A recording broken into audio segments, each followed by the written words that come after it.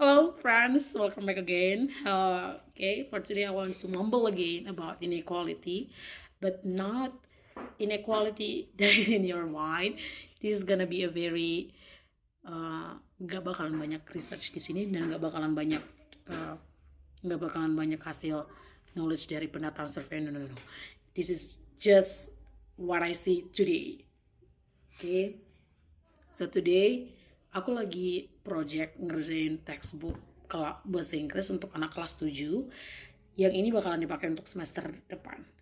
Dan di textbook ini obviously harus ada 4 skill dong ya. English skill set yang itu listening, reading, writing, and speaking.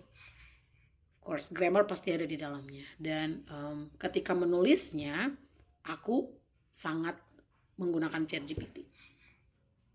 Aku sangat menggunakan ChatGPT dan semua AI yang ada, aku sangat menggunakan itu semua.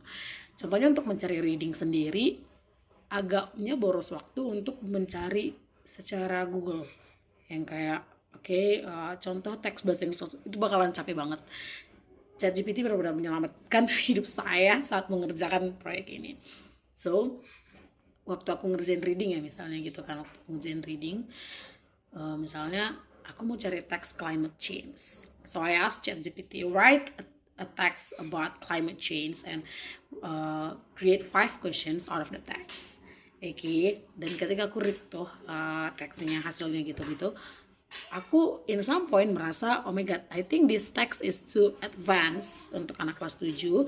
Dan in this case, I have been teaching for the grade 7 for a while, like 2 or 3 months long. Jadi in some point, I know their understanding, I know their comprehension. Okay. Jadi ketika aku merasa this is too advanced, I rewrite again the prompt that I use and add some like, okay, this text is for A1 or A2 English level. Dan ketika aku baca teksnya lagi, hopefully mereka bisa nanti untuk mengerti teks ini kayak gitu. In this case, di tempat aku mungkin reading tuh masih sesuatu yang malas untuk dikerjakan, ngebosenin, oke. Membaca itu kan sesuatu yang membosankan buat bangsa Indonesia. Apalagi ini menggunakan bahasa Inggris. Jadi aku benar-benar membuat teks yang digestible dan mereka itu engage.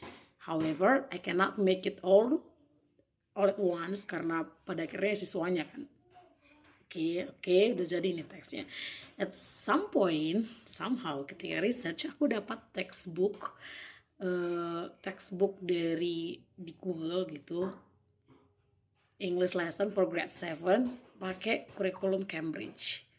To my surprise, ketika aku melihat textbooknya, itu tuh aku merasa, ya ampun, apakah aku terlalu mengecilkan kemampuan anak kelas 7 di kelasku, maka aku nggak berani untuk ngasih yang Cambridge course ini, atau kenapa ya, kayak gitu, atau kenapa ya, itu pikiran secara nggak sadarku sih gitu kan.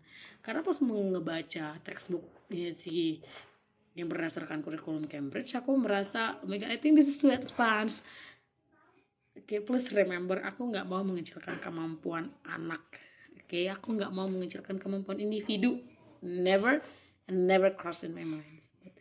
When I read that book, I realized something that is very very bizarre, probably. Kayak I realize Cambridge curriculum itu diterapin di sekolah bagaimana, dan ya buku yang aku terapin ya aku buat ya diterapin di mana gitu kan, di kurikulum mana dan di daerah mana kayak gitu.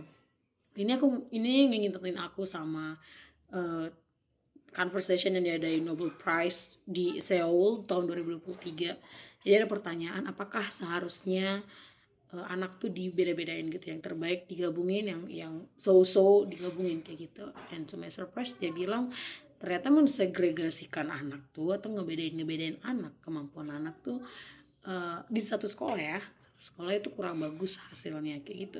Itu jatuhnya akan mempertebal inequality, akan mempertebal mungkin hal-hal yang kayak ras, kemampuan ekonomi dan lain sebagainya. Ada banyak hal lainnya. Makanya fokusnya itu tuh bukan untuk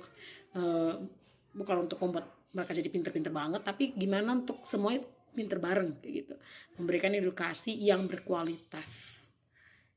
And balik lagi ke textbook yang ku buat dan buku Cambridge yang ku dapatkan, buku bahasa Inggris yang memakai kurikulum Cambridge. Situ aku melihat, oke, kami udah yang terbaik untuk memberikan pendidikan yang terbaik buat siswa ini, dan ya sekolah-sekolah lain juga memberikan yang terbaik untuk siswa-siswanya dengan melakukan banyak cara, obviously, and I have to appreciate all of the effort to put into this work.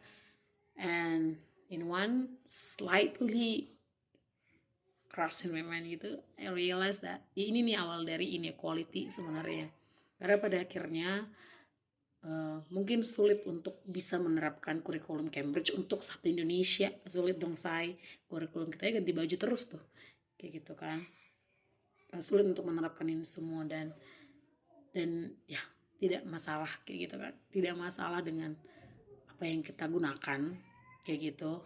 Sebenarnya masalah juga sih alat yang kita gunakan, in this case curriculum and or textbook, but untuk mengakhiri ini supaya nggak terlalu panjang, cincong saya adalah inilah ekonomi, ya kan, inilah ekonomi, selalu ada ketimpangan dan selalu ada hal-hal yang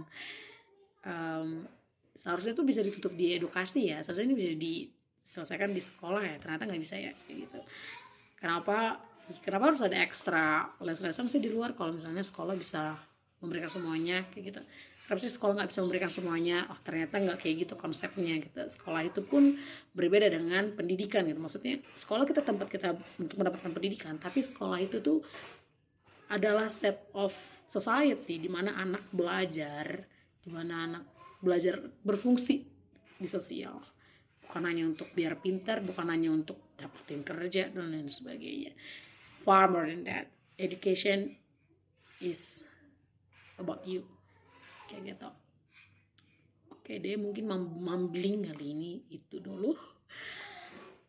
Yeah, there's a lot of question that probably pop up after this video in my mind, obviously. And yes, but ya apa yang bisa kita lakukan, ya kita lakukan lah. Kalau segitu mampunya, ya sudah, tidak masalah. Thank you so much. Bye-bye. See you in the next mumbling.